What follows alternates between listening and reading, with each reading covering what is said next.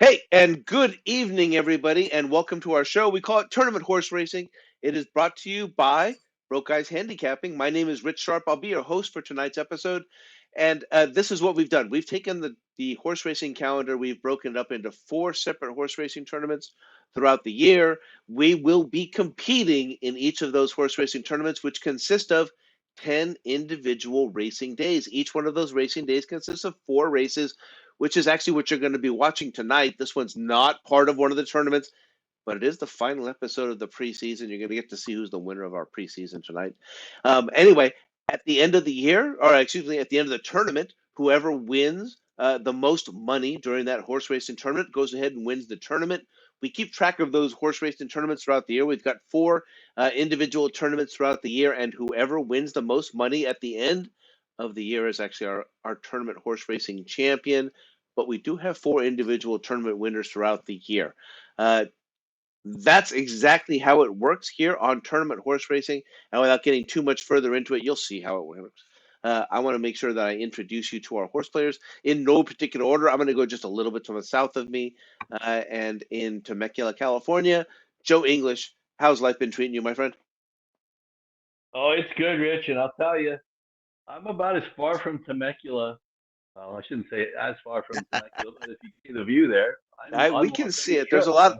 There's a lot of glare, but we know you're in Las Vegas, I am Joe. enjoying myself at Sports World. It's great so far. But I'm doing well. Hope all of you guys are doing well. Mhm. Absolutely, Yeah. absolutely. I'm going to swing just a little bit to the north of me, and he lives in Menifee, California. Another good friend of mine, horse player number two, Steve Newsom. Hey, what's going on, my son? Oh, not bad. Not a whole lot going on, Rich, but glad to be here. Ready to get going. Yeah, yeah, no, exactly. We're actually going to get a look at a Derby prep tonight. So, and before I finish off here, we're going to swing all the way across the country. He's always staying up late for us every week. Ray Torado in Staten Island. What's going on, man? I'm doing good. Um, my usual Friday nap, so I'm wide awake now. Yeah, you know Friday nap. Like I said, I always appreciate it. We start this show at Uh, 9 o'clock Pacific time. That means that Ray Torado stays up till midnight every week just to start, just uh, to stay up and hang out with his friends. Uh, I always and you know appreciate it. why? Yeah. It's worth it. Let me tell you. Well, This is it might be these worth are it, but moments you can't take away, to give you an idea how committed he is, right?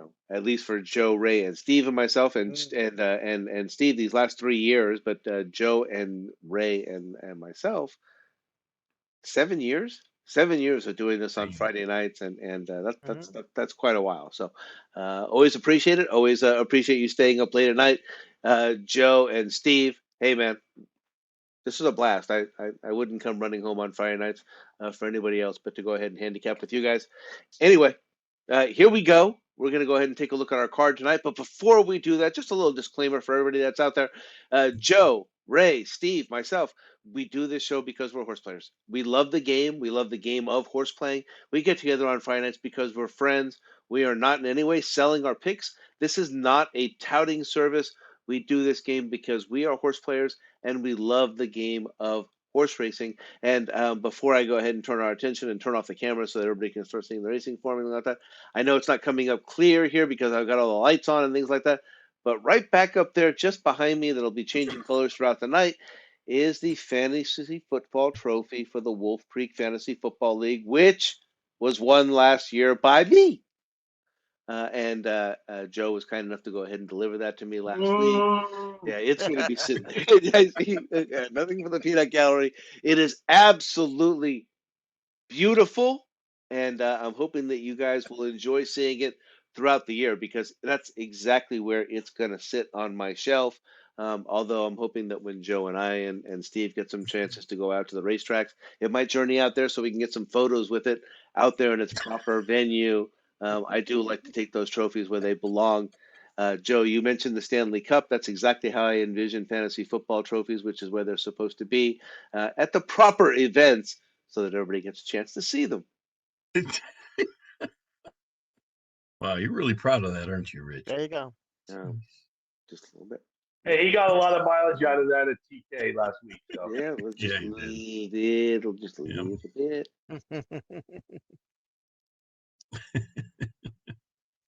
All right, let's go ahead, and I'm going to go ahead and start sharing my screen. The first thing that we're going to take a look at was the results from last week. This was actually, I'm going to tell you guys that's an interesting. Oh, That's an interesting result. We're going to get a tie at oh. $14.40. So when you think of it, we Huh. do allow for overlapping picks, so you can of course pick the same horses.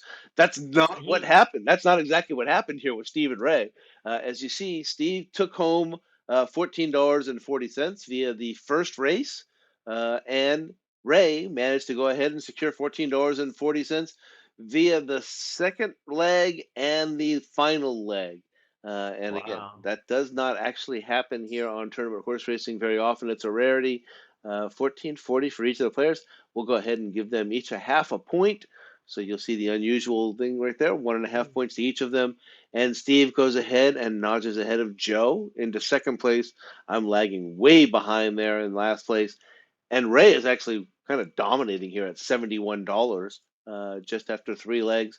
We took a break last week. There really wasn't much going on. I can vouch for that. I really wasn't even gambling all that much last weekend. But here we go. We're headed off to the fairgrounds in Louisiana. They're going to provide some big racing throughout the Kentucky Derby prep races. And today, we're going to go ahead and take a look at Louisiana Stakes, which is for older horses, and the Lecomte Stakes, which, if I'm not mistaken, is a Kentucky Derby prep stakes race. So let's go ahead and head on down to Louisiana. I can't speak French. I can't speak Cajun. I tried it a couple of years ago. It was not received well. Race number 11 at the Fairgrounds Racetrack. They're going 5.5 furlongs on the turf. It is the Duncan F. Kenner Stakes. Purse is $100,000. It's for 4-year-olds and upward. And your morning line favorite is in post number 2, Maniwa, trained by Wayne Catalano and ridden by Corey Lannery. 9 to 5 on the Fairgrounds morning line. And as is our tradition in our final race of any given tournament, which is exactly what we're looking at today, the final of our preseason tournament, Ray Torado, you're going to go ahead and lead us off. You're actually going to lead us off in every single race tonight. So who do you like? No. I What's that? get my choice. I bet all of them. Yeah, exactly. Nobody can have any of them. Um, Interesting race. Um, I guess that the asterisk next to 5.5 means about 5.5 furlongs. I would assume. Yeah, it's about that's Um, exactly what it says. If I'm not mistaken, if okay. you look up So here, it says yeah, right about. there, about 5.5, approximately. Okay. It's Louisiana. They're not real Yeah. specific on things. You get a measuring tape. Yeah, it's kind of. um, it's because they can't. Measuring If tape. yours is exactly 5.5, it start on the turn. yeah. Yeah, This race I said I went with an inside horse, number 3, Boldor. Steve Asmussen, Tyler Gaffalone gets the mount here. You know, he's, uh, he's a 7-year-old. Tough sprint, short distance. So he's he's won on the turf, and the class is about the same. The slight minor stake race here. He's gonna need some pace. I can tell you that. Comes from behind. He's on the inside, so he might have a little traffic. So I'm a little concerned with that. But Tyler, I trust in Tyler to get him a good trip. And third race off the layoff, so coming from Keeneland and Oklahoma Park, which is probably a little better racing over there. So, I trust Asmussen where he points his horses, and just hope he can get a little pace, and he can get up in time. He got 3 wins on the turf out of his 7 career wins. So he's been running for a while. So he's been on the dirt on the turf. So this time put him on the turf again. So I'll go with Boulder with Asmussen. Got a lot of wins in his career. So all right. I guess it's Steve, right? Yeah, Next. Steve. Yeah. I went with the 5, Angston. There you Let's see. go. I think it's Egg Gaston, right? Oh, Anguston. Yeah, Anguston. Yeah, I guess you're right there. Yeah, Anguston, maybe. yeah. Anguston. Okay. Yeah, Depends if Mitch, Jackson or Mitch Louisiana. Merle, Leon Wiggins. I don't know a whole lot about either one of them. Jockey Uh, trainer. I've heard Mitch Merle's name before, but I don't know where from. Maybe the last time we were here. But horse won his last race out. Went out fast and held. So hopefully, you know, got its form here. Maybe keep it. And although it was a year ago. Yeah, I just realized that. Anyway, okay. Yeah. 2020. I just saw you highlight. Yeah, I saw that highlighted. I'm like, oh yeah, that was half ago. 2021. But yeah, sure. Yeah, good. yeah, whatever. Anyway, yeah, I'm gonna Nice go and for 5. fresh. I'm gonna stop now. He's nice and fresh. Don't worry. He's ready to run. Ready to run. Exactly. No, Ready. honestly, in sprints, I never Claudia really rest. consider layoffs that Claudia much rest. in Ready to run. sprints. All right, and you're going to be handing it off to you're going to give it to Joe. All right, Kinda Joe. we're Okay, kind I'll of go. zigzagging tonight, but Yeah, no worries. I'm going to the inside horse for one. Pyron at 10-1. Um, like Ray said, when you're coming off a layoff in turf sprints, you don't necessarily need to be all that heat up because generally you don't run that fast. You only run that fast for like maybe furlongs. I know 5.5 furlongs is a little different. And I like closes at this track only because the stretch seems to be really long. This guy's a closer, and I know obviously that last race at Kentucky Downs, some horses run well on Kentucky Downs. It's a weird surface and a weird configuration. Some horses don't run well, and obviously he didn't run well, and he was favored in that optional 62.5 now winners a two last time for Joel Rosario. But you got to go back. The reason I'm going with him is you got to go back 5 races. The 3 races he was at Fairgrounds in 21 to 22. He finished third in the opening Thanksgiving stakes on the dirt. Then he came back with 2 really good races at 5.5 on this turf course, the Richard Shear Memorial and the Colonel Power, winning the Colonel Power. And his speed figures in those races, the Buyer speed figures, were the best 3 races that he's run in his life. And Declan Carroll also happens to be his jock tomorrow. So he's returning to a place where he's been before, where he's comfortable.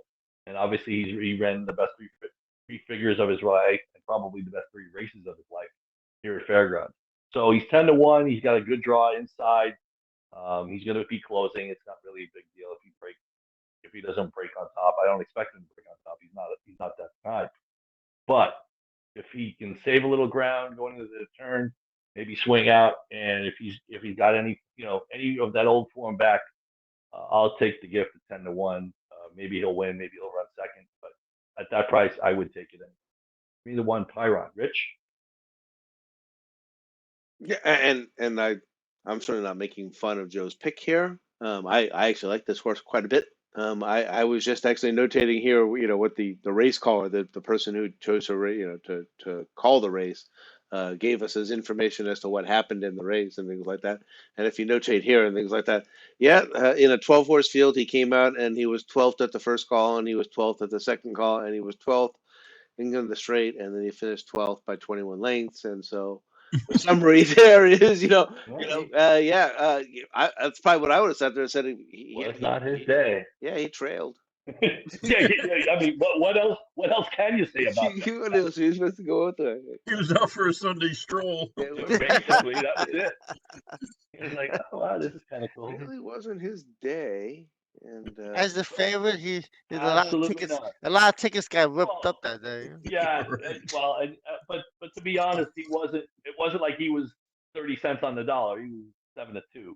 Yeah, it happens. all Happens right. to everybody. I was torn in this race. I almost believe that my 2 choices are not in the race quite yet. I would, sit there and say something like, Bango! And I with Tyler Gaffleone and Gregory Foley out there in post number 11, the horse that's actually going to be trying turf for the first time in a long time, even though he's 6 years old. But of course, Our show is about probabilities, and the fact of the matter is this is a pretty big day at Fairgrounds.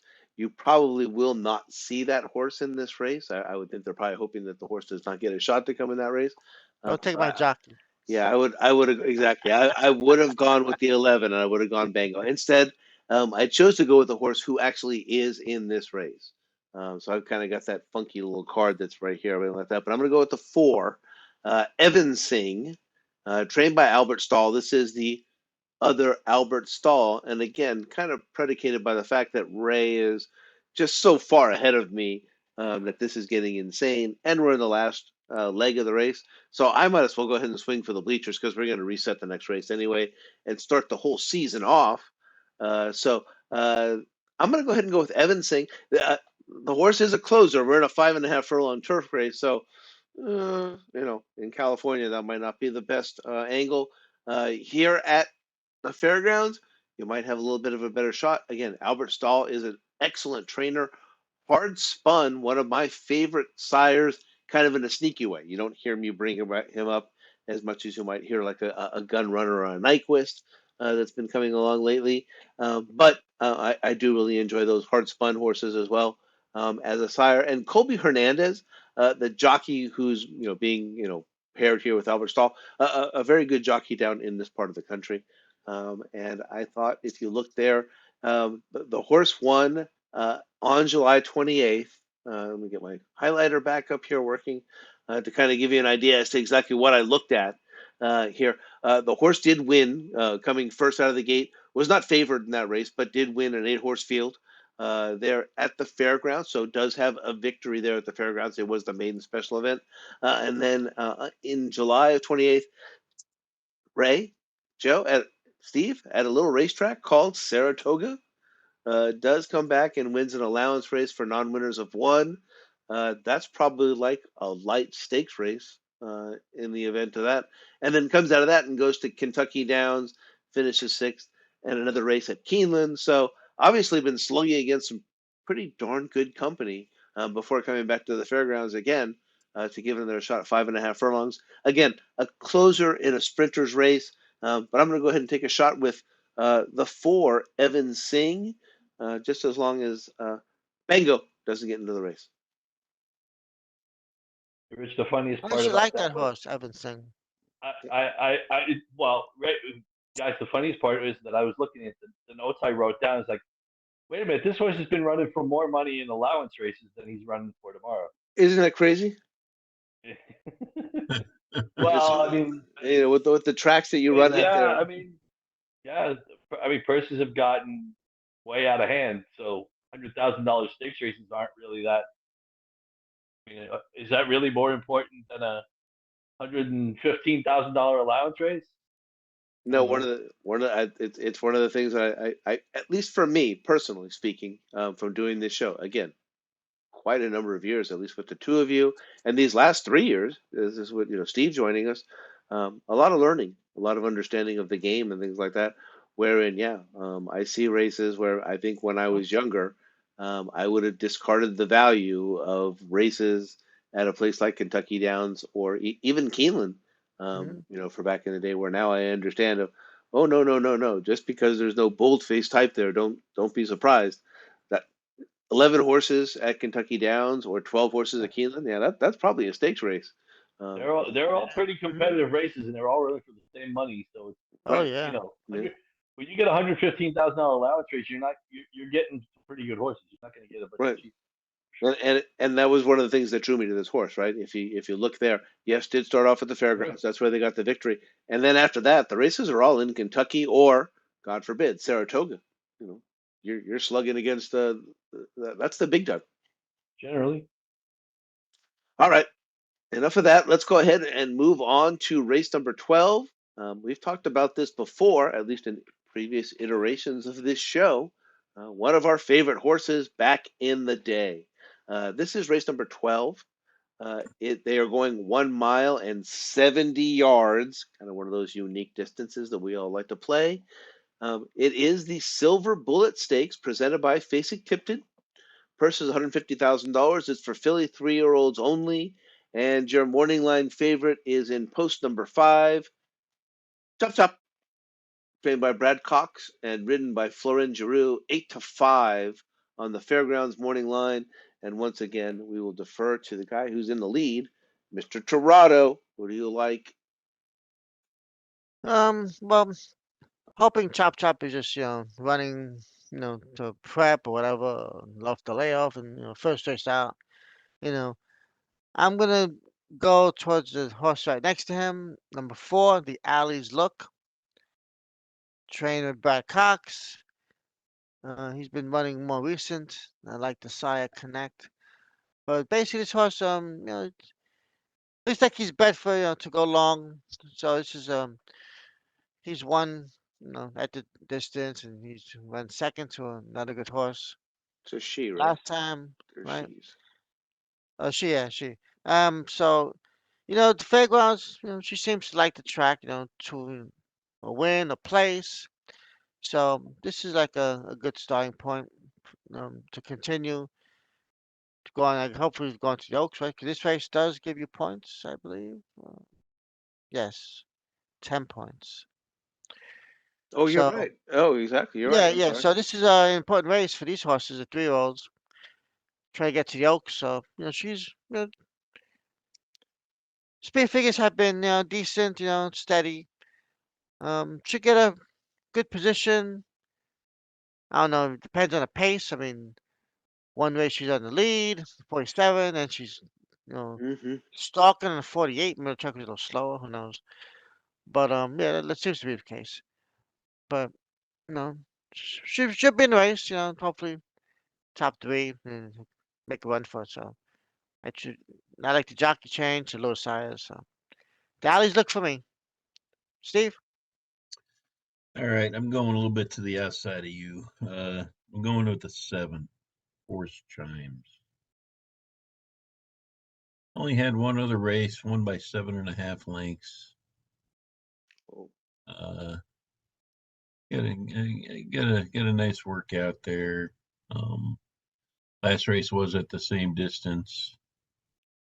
Um, again, I don't know much about the trainer. Jason Barkley's got It's just 23%. small sample size there, 23%. Yeah. And yeah, and the jockey, same jockey was Corey Lanier was on board horse's last race. So yeah, I'm gonna go with Force Chimes at 4-1 here. Joe. Yes, sir. Give me the inside filly. Number 1, Nora G. 8-1 morning line. Horse has run 3 races at the fairgrounds. Sean Park has been a horse for all 3.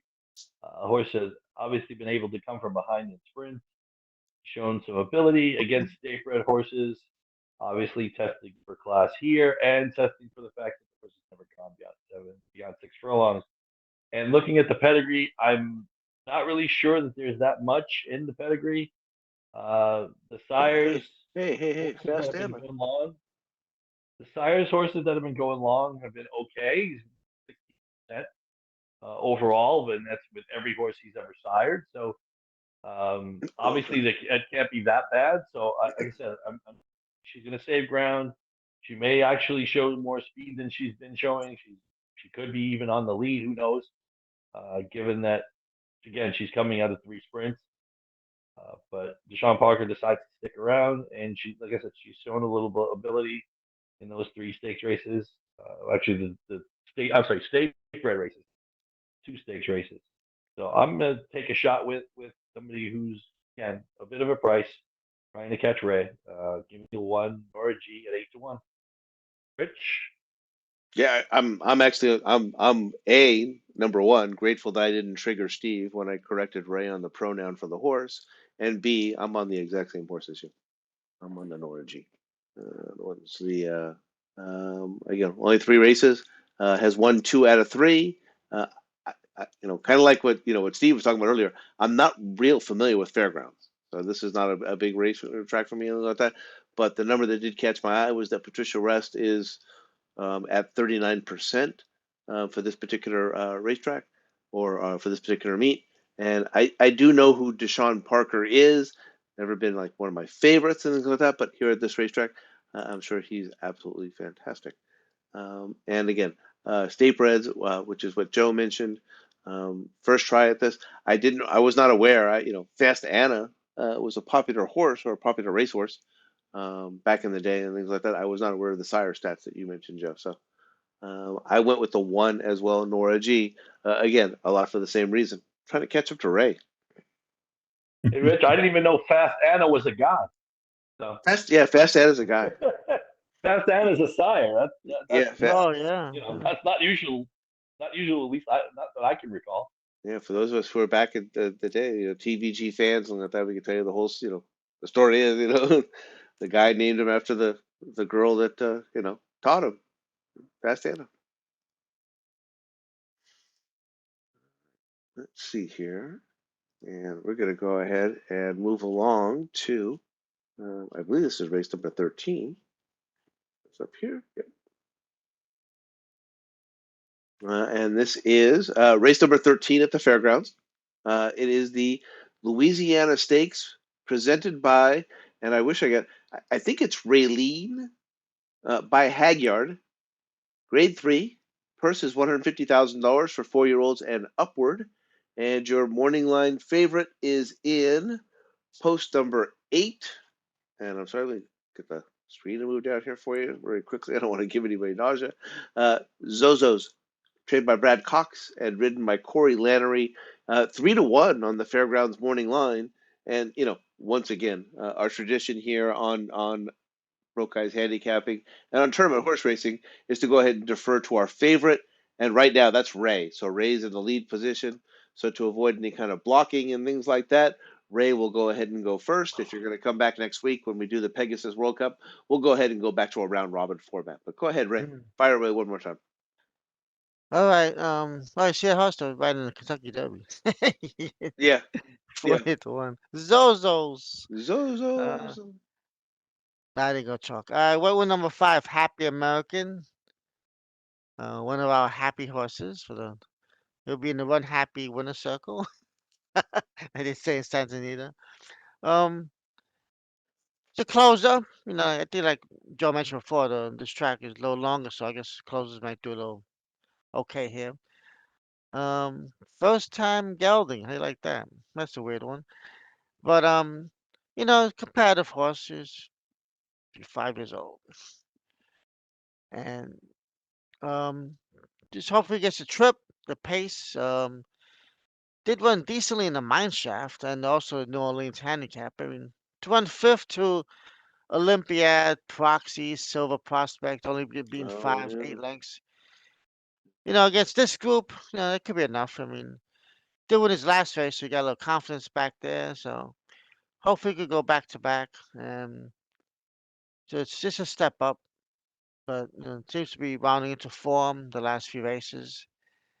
So let's see. Happy American can get up there and get me some loot for the win place like we do play. So, but usually in these tracks that we don't know the names and stuff, the traders numbers don't lie. So you can find the percentages, how they're doing, and you find some. I agree. I've always found that these tracks usually there's really good ones and really bad ones. It's like no in between with the trainers and jockeys. Either they're 1 for 80 or they're 25 for 80. It's like a pattern sometimes. So, but Fairgrounds is a nice track. So maybe one day we'll go there. How do you think? Huh? I would love to. Yeah. That's a definite plan. Huh? Uh, Meet you halfway. Try to get me to Steve. say no. Yeah, that one's not too. Yeah, that one's not bad, right? That is halfway for us. Yeah, it is. Huh? Yeah. Anyway, I'm going with the 8. I'm going with the favorite, Zozos. With Brad Cox and Lannery, they're winning at 50%, only a small sample size of 4 races. Lannery was on board last time out with this horse and took home the win at Fairgrounds. Horse is 2-0 at the distance. And hopefully he's back on track in the form of where he was before the Kentucky Derby. But yeah, I'm going to go with the 8. Joe? Yeah, give me the outside horse, Mr. Wireless. One of the things about this guy is that he's one of the few graded stakes winners. Won the West Virginia Derby and the Indiana Derby 2021 when he was a 3-year-old. So he's graded stakes winner.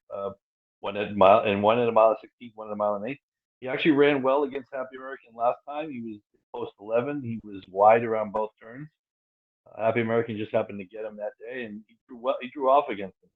He was much better that day. Mr. Wireless was, but I'm hoping again. I need a little bit of a price to get in order to catch Ray, and I mean I wasn't. Ray happened to pick the horse that beat him, and that's fine. I just want a little bit more of a price. He's outside again. He's won half of his races, 6 of 13 lifetime. So, give me, second race over the track. Give me the 9, Mr. Wireless, 5-1. Fantasy football champion, you're up. All right. Oh, thank you. I Patrick Mahomes. I do appreciate that. So I'm gonna go. Mahomes not racing. Yeah. I'm gonna go back Put to him my on the old. horse, he'll win. Yeah, I agree. You can call Probably Ray. not. Yeah, freaking call Ray. Probably not. He'll find a way to win. Yeah. All right. That being said, I'm gonna go back to my old favorite. My cousin Joe. Oh, Joe, cousin Joe. Yeah, cousin Joe. With Luis Saez, they do hit together at 22% recently. Saez, one of the better jockeys in the country. This horse had, let's face it, that's one of the worst cases of second Titus we've ever seen. That's 10 races on a page. There's Oh, one, Jesus. there's one seventh, there's one third, and there's one first, and the rest are all second. That's Yeah, that's pretty interesting. Anyway, but the horse is tested. If you look there, was second in the Fort Larned, which was at a mile and a quarter, and a little bit of an awkward style. Looks like that's what leads it to being in second so often.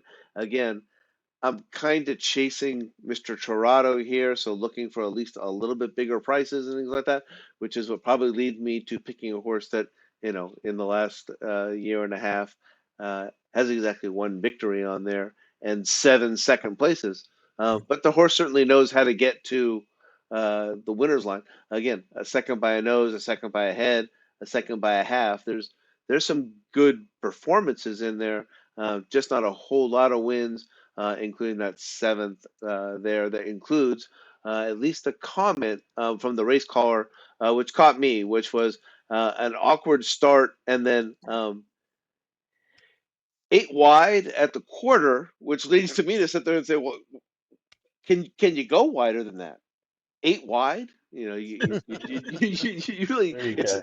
there were only 11 horses in the field. I mean, Sure. come on, sir. What was the pilot doing? So I went ahead and went with the 3, Intrepid Heart. Well, Rich, think about the Derby. How wide can you go there?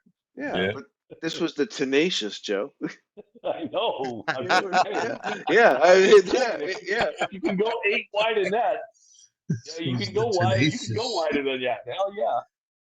You could tell Adam, nice ride. Yeah, exactly. Right? It was kind of right. He can pick up a hot dog from the concession stand. You get Yeah. wider than that. But hey, He's trying to win. He won't be blocked. he was in the clear. That's for sure. Nobody else is gonna be out He was in the clear, there. but he ran about 2 miles that day.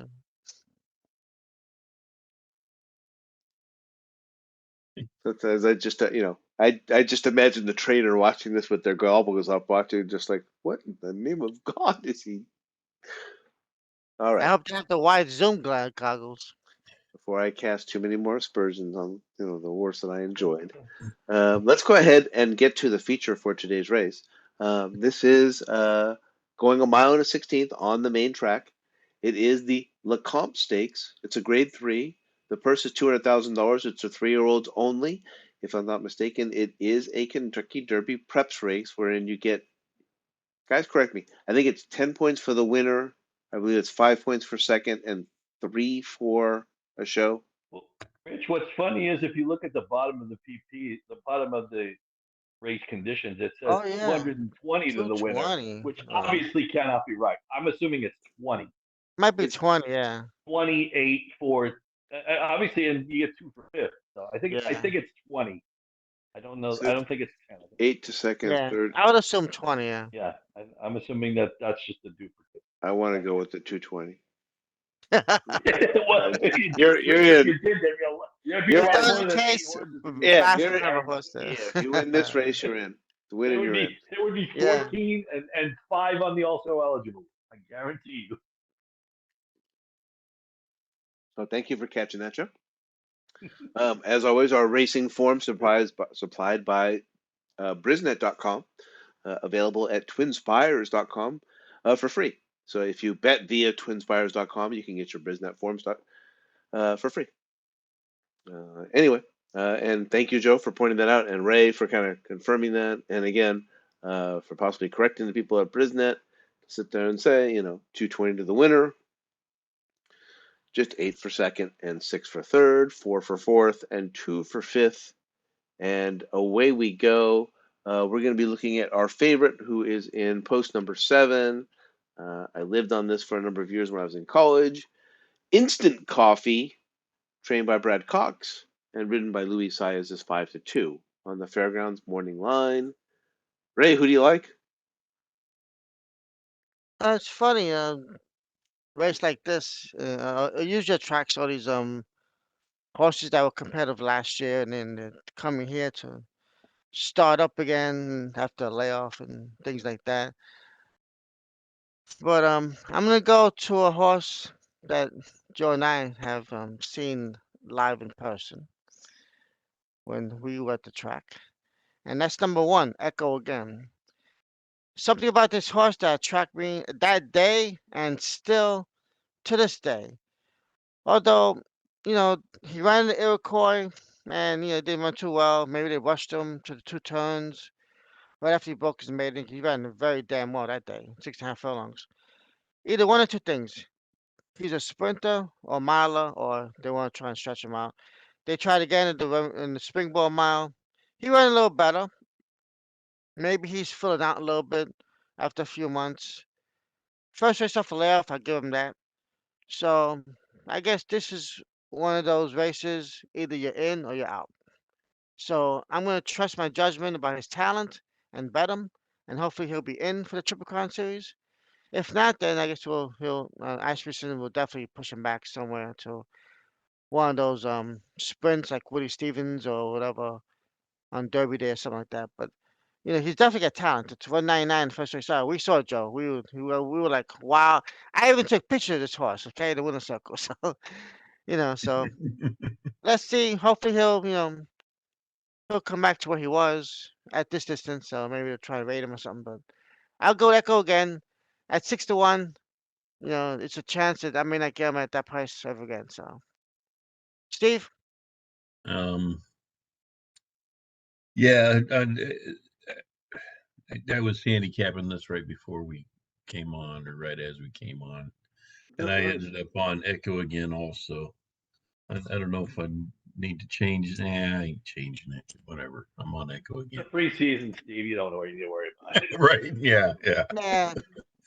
I'm with you. I hope he gets back to form from where he was in that first race, and is growing into the distance a little bit more. Yeah, I'll stick with the 1 Echo again. Yeah, it's funny. I know I got a chance to watch his 2 races, his 2 races going long, and Ray, I think this is a very important race for him. I think, like you said, I think they're trying to figure out what he is, Yeah. and I'm assuming that since the last race they're trying to get him to relax a little bit, because he was a little bit more relaxed last time, not as bad as it was in the Iroquois. But yeah, I don't know if we know what he is, and I think if he can't learn to relax, he's got distance limitations, and if he can't, then the Derby's not gonna fare well, and he might as well, like you said, the Woody Stevens on the Belmont undercard probably wouldn't be a bad choice. Yeah. if they were going to point for something this summer once they figure out whether he really is a 220 horse or not. I ended up on the horse on the outside, the 8-2 fills. Oh, thank God. I actually wrote down the one. I thought it was going to be like the combination of raised luggage again. No. Like I said, I'm not saying this horse can't. I'm not saying Echo again can't win I hope at a everybody mile picks or, my or a mile and a horse. 16.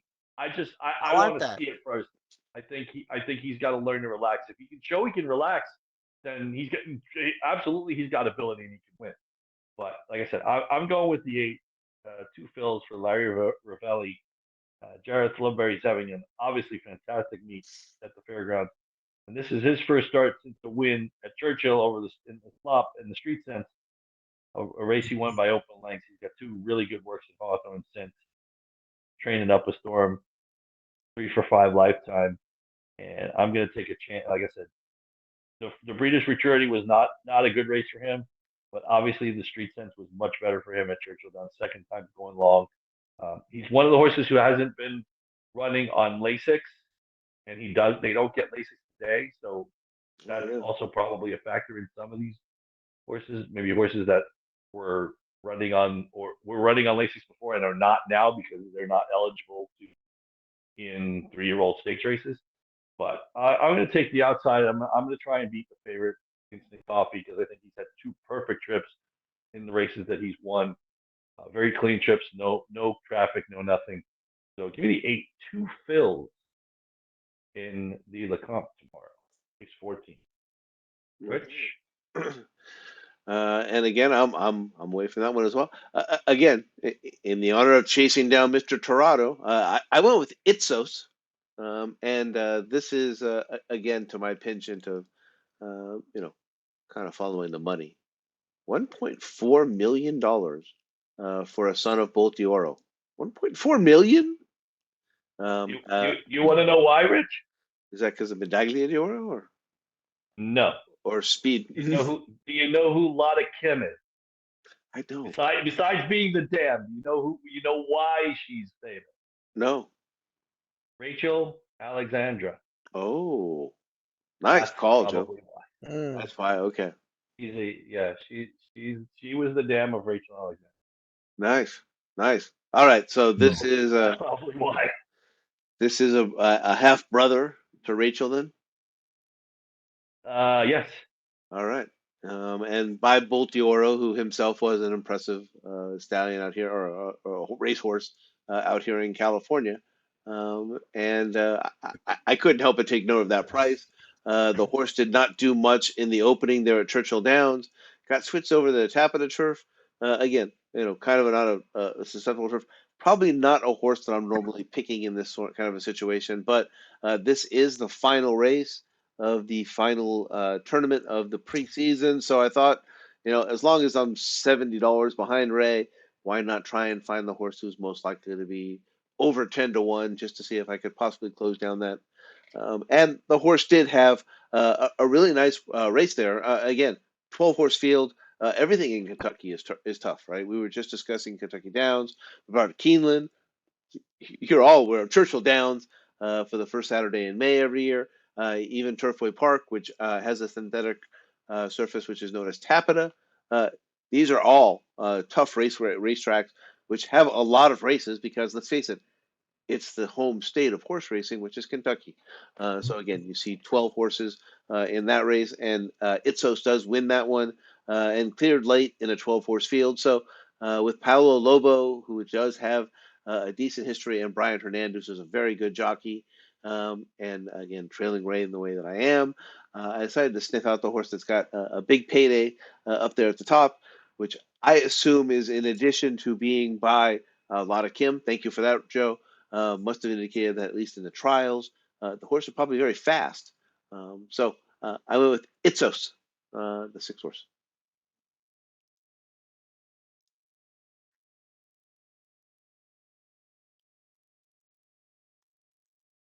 All right, and that's going to do it. That is exactly how we do it here on Tournament Horse Racing. Again, we use these first 4 weeks. We started out way back with the opening day of Santa Anita and the Malibu, and we finish up here at the fairgrounds. I believe next year we're going to find some way to go ahead and incorporate this particular tournament into the overall tournament. It's a lot of fun, and I enjoy it. What do you think, guys? Mm-hmm. Yeah. Yeah. Yeah. Yeah, it's funny, Rich. I think we should start at Santa Anita Yeah, on opening day, and then maybe like instead of like every other week, can do one that actually counts towards the standing. It's really odd that we don't start with what we really think is the start of the racing game. yep, yep. That's opening day standing. I concur. So We can start right now. yeah, yeah. Oh, No, we no. can't. Ray's like, send me my No, no. trophy right now. Unfair, Yeah. I want Give me my my. $70. I played under protest. He's like, I want something. I want something back here, like the fantasy It's, football. it's called it's called calling an audible. Audible. Protest. All right, I'm you guys. for it. Do me a favor. Just take a look at your picks. They're up on the screen right now. I think I got them all correct. Yep. Yeah, looks good. Right. All right. I think we're ready to go here. I'm going to go ahead and come on back, and we'll go ahead and say goodnight to everybody. That's exactly how we do it here on Tournament Horse Racing. Next week we will be back. We're going to be back at the exact same time, same place, same bat time, same bat channel. We will be covering the Pegasus World Cup. It is the official start of the entire season for Tournament Horse Racing. As Joe mentioned, as Ray mentioned, as Steve mentioned, I think we've got a democratic consensus here that says next year this one starts on December 26th with Santa Anita. And we will go ahead and incorporate the shorter season into our overall season somehow. It's going to be a part of it. But for right now, Ray's in the lead. He's got Steve and Joe chasing him. I'm the distant voice in the past. I'm really looking forward to Pegasus World Cup. Anybody got anything they want to say before we conclude the preseason show here on Tournament Horse Racing? I always have something. I will. Good luck. Colonel Liam, I'm not sure if you guys saw my text. Will not see Colonel Liam. Was retired today. He So was he's not going to run in the Pegasus World Cup turf. But other than that, Oh, sad. Oh. yeah. I did not see that Other he than was that, no. he retired. Hopefully, I don't even know who possibly running in the Pegasus World Cup. I would think maybe Olympiad would run. Trying to remember who would even be nominated or eligible. Well, it's going to be an exciting start to the season. I do know that. For those of you who are fans of Gulfstream Park, I do know we start off every season with the Gulfstream Double, so we'll be there 2 weeks in a row. And if nobody has anything else to say, I'm going to go ahead and. Well, hopefully, if I hold on, it'll mean something to me because a win's a win. So it'll be feel. Oh, absolutely, absolutely. No, trust me. Last year, I think what Yeah, year take before, yourself out to dinner. Yeah, no, yeah, I will. No, we'll definitely have something coming your way, right? Trust me. All All it's right. always good. But Give yourself a pat on the back and a thumbs up. Yes, that's exactly. Right. All right. For everybody, thank you for watching our show. For Ray Torado, for Steve Newsom, and for Joe English, my name is Rich Sharp. Our show is called Tournament Horse Racing. It's brought to you by Broke Guys Handicapping. We'll be back next week. It's the official start of the season, so go ahead and tune in for that one. Other than that, good luck, good night. See you next week. Bye, everybody. Good night. Night from Las Vegas.